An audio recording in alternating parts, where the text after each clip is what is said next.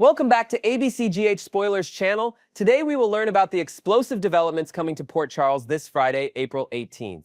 We're diving deep into a day filled with emotional confrontations, surprising alliances, and celebratory moments that will leave fans on the edge of their seats.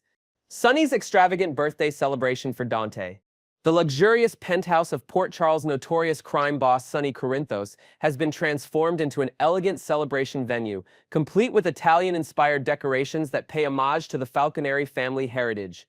Crystal chandeliers cast a warm glow over the meticulously arranged furniture, creating an atmosphere that balances Sonny's penchant for luxury with the comfort of family gatherings.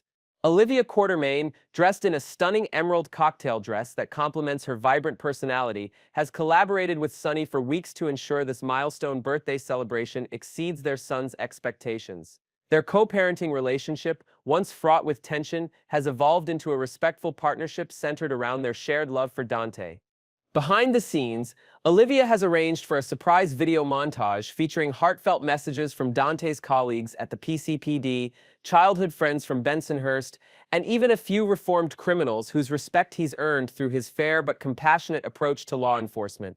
The caterers have prepared an elaborate spread of Dante's favorite Italian dishes, including his grandmother's secret recipe for osso buco that Olivia guards zealously. Sonny, meanwhile, has secured a rare bottle of aged Sicilian whiskey for a special toast, a symbolic gesture acknowledging Dante's journey from rejecting his father to accepting him despite their different life paths. Friday's preview footage reveals an unexpected development when Lulu Spencer makes a surprising appearance at the venue, creating a palpable tension given her complicated history with Dante. Her sleek blonde hair and determined expression suggest she's not merely there as a casual guest. Speculation abounds whether her appearance relates to their shared children or perhaps signals her readiness to rekindle their once passionate relationship. Sonny, ever the strategist, seems unfazed as he confidently predicts to Olivia that Dante will arrive momentarily, unaware of the elaborate surprise awaiting him, though Sonny's knowing smile suggests he might have arranged additional surprises that even Olivia doesn't know about. Marco's career-defining moment at the law office. The modernist architecture of Alexis Davis's law office creates a professional backdrop for what promises to be a pivotal career moment for the enigmatic Marco Rios. Sunlight streams through floor-to-ceiling windows, illuminating the tension between these two legal minds, as Marco, dressed impeccably in a charcoal suit that betrays his attention to detail, confronts Alexis about his professional future. His normally confident demeanor shows rare cracks of vulnerability as he directly questions whether she's rescinding the job offer that represented his chance at legitimate success in Port Charles, a dream he's harbored since escaping his troubled past in Miami. Alexis, whose own history of professional setbacks and redemptions makes her uniquely qualified to evaluate second chances, studies Marco with her characteristic analytical intensity. The silence between them stretches uncomfortably as she weighs the recent allegations against him against the exceptional legal acumen he's demonstrated since joining her practice. Marco's connection to Sonny's organization has raised red flags among her other clients, creating a professional dilemma that tests her principles about rehabilitation and opportunity. In a calculated move that demonstrates why he excelled in law school despite his disadvantaged background, Marco presents Alexis with documented evidence of his pro bono work with domestic violence survivors, alongside testimonials from respected community leaders who've witnessed his genuine commitment to legal ethics.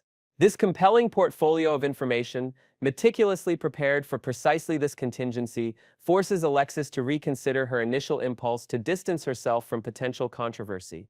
The sophisticated legal strategy underlying his presentation suggests Marco possesses exactly the kind of strategic thinking her growing practice needs, potentially outweighing the risks of his complicated associations. As their discussion concludes, the subtle shift in Alexis's expression indicates that Marco's persuasive abilities haven't just saved his position but possibly elevated his standing in the firm.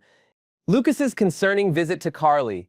The comfortable yet upscale living room of Carly Spencer's home becomes the setting for an unexpected family intervention when her cousin Lucas Jones arrives unannounced, concern evident in his typically compassionate eyes. Their familial bond, strengthened through years of supporting each other through Port Charles' endless dramatic entanglements, allows Lucas to broach sensitive subjects that others wouldn't dare mention to the infamously defensive Carly. The afternoon light catches the family photos displayed prominently throughout the room, visual reminders of what's at stake if Jason's volatile tendencies resurface. Lucas settles into the plush sofa, declining Carly's offered refreshments in a subtle indication that this isn't a social call, but rather a mission of familial concern. With measured words, he describes walking into an intense confrontation between Jason Morgan and Marco Rios at General Hospital, a scene that immediately triggered alarm bells given Jason's history as Sonny's enforcer.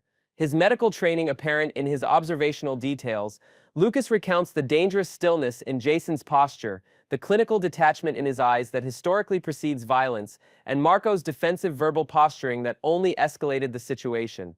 Carly's initial dismissive response, a practiced deflection technique she's refined through decades of justifying Jason's actions, gradually gives way to genuine concern as Lucas shares details about Jason's recent behavioral changes noticed by hospital staff. Her admission that she's been deliberately kept out of Jason's current operational activities reveals a painful evolution in their once inseparable relationship. The vulnerability in Carly's expression, rarely witnessed even by family, suggests deeper fears about Jason potentially returning to his most dangerous tendencies without her stabilizing influence. As their conversation deepens, Lucas gently suggests that Carly's unconditional loyalty might be misplaced if Jason is indeed targeting Marco outside legal channels, forcing her to confront the complex moral compromises that have defined her relationships with Port Charles' most dangerous men. Felicia's family-centered advice for Carly. Later in the afternoon, the atmosphere in Carly's living room transforms with Felicia Scorpio's arrival, bringing her characteristic warmth and wisdom accumulated through decades as Port Charles's unofficial family counselor. Sunlight catches the silver highlights in Felicia's elegantly styled hair as she settles comfortably across from Carly, their long friendship evident in the easy way they communicate without pretense. Unlike many in Carly's circle, who approach her with caution, Felicia's directness has earned her the rare privilege of Carly's authentic attention. With insightful perception, Felicia introduces a surprising perspective on a situation that's been causing Carly significant stress, her daughter Jocelyn's increasingly independent decisions and their effect on family dynamics. Drawing from her own experiences raising Maxie and Georgie through tumultuous years, Felicia offers Carly a reframing that transforms what seemed like family crisis into potential growth opportunity. Her advice blends practical parenting strategies with deeper wisdom about allowing adult children to forge their own paths while maintaining meaningful connection. The conversation takes an unexpected turn toward philosophical reflection when Felicia shares recent research she's discovered about family resilience patterns, suggesting specific communication approaches that could strengthen Carly's relationships with all her children during this transitional period. Carly, initially resistant as she typically is to advice, gradually leans forward with increased engagement as Felicia connects these abstract concepts to specific recent family interactions Carly has mentioned. This moment represents a potential turning point in Carly's parenting approach, one that could ripple positively throughout her family system if implemented with the consistency that hasn't always been her strength. As afternoon shadows lengthen across the room, their conversation evolves into strategic planning for an upcoming family gathering that could become an opportunity for healing rather than another battlefield of stubborn personalities. Felicia's concerned inquiry about Jack Brennan. Earlier that day, Felicia had approached Carly with more urgent concerns centered around Jack Brennan, the mysterious newcomer whose sudden prominence in Carly's life has raised eyebrows throughout Port Charles. Felicia's investigative background as Mac's partner in both life and occasional detective work manifests in her carefully structured questions about Jack's background, questions that reveal she's already conducted preliminary research into his suspiciously perfect emergence into Port Charles society. Her protective instincts toward Carly, often hidden beneath friendly banter, become unmistakable as she delicately suggests caution. The tension in Carly's shoulders betrays her defensive posture regarding Jack, a reaction pattern familiar to anyone who has known her through previous romantic entanglements. Felicia tactfully references specific inconsistencies she's noticed in Jack's accounts of his business background, presenting her concerns not as accusations but as puzzles that deserve careful consideration. Her mention of parallel situations where charming newcomers targeted successful businesswomen in neighboring Landview creates just enough doubt to penetrate Carly's usually impenetrable romantic optimism. What makes this intervention particularly significant is Felicia's careful balance between respecting Carly's independence and fulfilling her duty as a friend. She shares detailed observations about Jack's suspiciously convenient appearances during vulnerable moments in Carly's recent business negotiations, pattern recognition that only someone with Felicia's combination of emotional intelligence and investigative experience would notice. By the conversation's conclusion, Felicia has planted seeds of healthy skepticism without alienating Carly, a diplomatic achievement considering Carly's legendary stubbornness about romantic advice. The subtle shift in Carly's expression suggests these seeds might germinate into necessary caution, potentially saving her from both emotional and financial complications that Jack's presence might otherwise create. Brook Lynn and Chase's emotional relationship evolution. The artistic chaos of Brook Lynn Quartermain's apartment, with music sheets scattered across vintage furniture and industry awards displayed alongside family photos, creates a fitting backdrop for the emotionally charged conversation unfolding between her and Harrison Chase. Their relationship, which began as antagonistic banter before evolving through deception, co-parenting challenges, and eventually genuine partnership, enters new territory as Chase presents a carefully considered proposal about their future together. His police detective's observational skills are evident in how he's arranged this moment, choosing a time when Brook Lynn isn't distracted by professional deadlines, bringing her favorite artisanal coffee, and positioning himself where she can see his expressions clearly.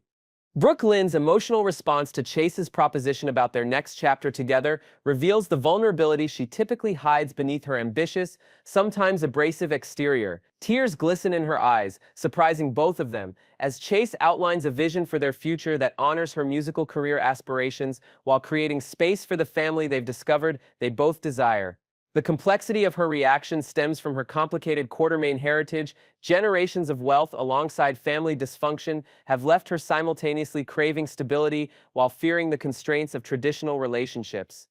Their conversation weaves through practical considerations about living arrangements that would accommodate both his police schedule and her unpredictable music industry commitments, alongside deeper discussions about healing from their respective family wounds to create healthier patterns. Chase's gentle persistence in asking whether she shares his vision forces Brook Lynn to confront her pattern of sabotaging relationships when they approach genuine intimacy.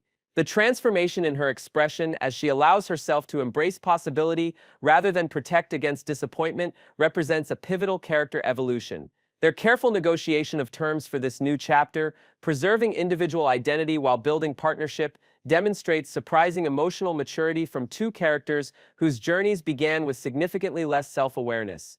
Curtis and Jordan's complicated negotiation. The neutral territory of a secluded corner table at the Metro Court restaurant provides the setting for an intensely private conversation between ex-spouses Curtis Ashford and Jordan Ashford. The professional attire of both, Curtis in a tailored suit that speaks to his success as a club owner, and Jordan in the crisp authority of her police commissioner ensemble, contrasts with the personal nature of their interaction. Ambient jazz music provides both atmosphere and necessary sound coverage as Curtis leans forward to deliver his measured response to Jordan's latest revelation about her ongoing investigation into elusive criminal mastermind Jen Sidwell. Their complex history, from passionate romance through painful divorce and now to their current professional detente, creates layered subtext beneath every exchanged word. Curtis's declaration that his understanding comes with conditions represents a significant evolution from his previous black-and-white moral perspective. His time operating in Port Charles's gray areas as both businessman and occasional investigator has nuanced his once rigid ethical framework. The intensity in his gaze communicates that while he comprehends the necessity of Jordan's undercover machinations regarding Sidwell, he won't be merely a passive participant in her strategic maneuvers. Jordan's subtle body language shift reveals her recognition that Curtis has identified the true nature of her operation, not merely standard police procedure, but a dangerous deep-cover strategy that potentially compromises legal boundaries.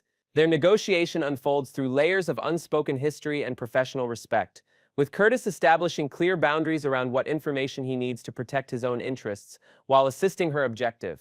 This conversation represents a new equilibrium in their relationship, one where power dynamics have equalized from their previous positions as law enforcement officer and civilian.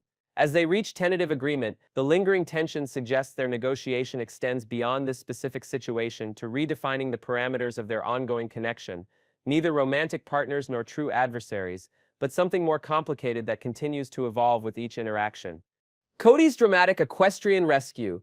The rustic tranquility of the bridle path winding through Port Charles Park transforms into a scene of dramatic rescue when Cody Bell appears atop his magnificent Palomino stallion, Thunder. The afternoon sunlight filters through spring foliage, highlighting Cody's classically handsome features and the authentic Western attire that reflects his genuine ranch background rather than urban cowboy affectation. His experienced horsemanship is evident in his perfect posture and the subtle communication between rider and horse as they navigate the challenging terrain with remarkable speed and precision. This picturesque scene quickly shifts to urgency when Cody spots Molly Lansing Davis in obvious distress, her legal briefcase contents scattered across the path, and her ankle awkwardly positioned after what appears to be an unfortunate fall. Drawing on his extensive experience with emergency situations from his rodeo background, Cody assesses the situation with remarkable efficiency. His typically playful demeanor gives way to focused competence as he dismounts with athletic grace and approaches Molly with calm reassurance that contrasts with her visible pain and frustration at her predicament. What elevates this encounter beyond simple assistance is the unexpectedly profound conversation that develops while Cody provides first aid using supplies from his saddlebag. Molly's initial reluctance to accept help from someone she considers part of Port Charles' problematic Quartermain orbit gradually dissolves as Cody shares surprisingly insightful perspectives on their town's complex social dynamics. Their dialogue reveals unexpected commonalities despite their different backgrounds. Both understand what it means to navigate complex family legacies while establishing independent identities.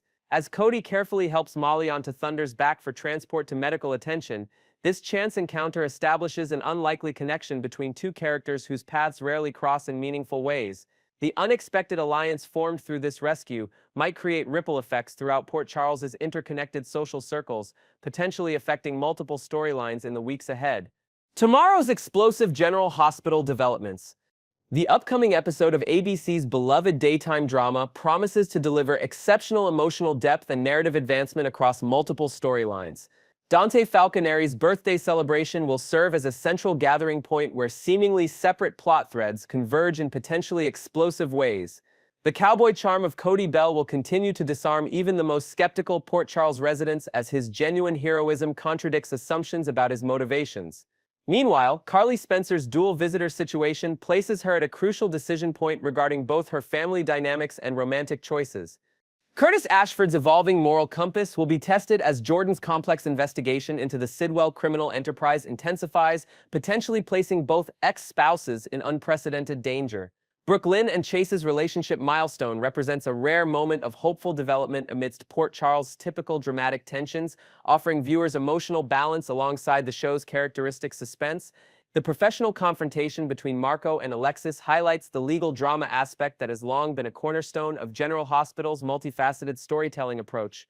Longtime viewers will particularly appreciate the subtle references to character histories woven throughout these developing plots, honoring the rich legacy of Port Charles while advancing fresh narrative directions.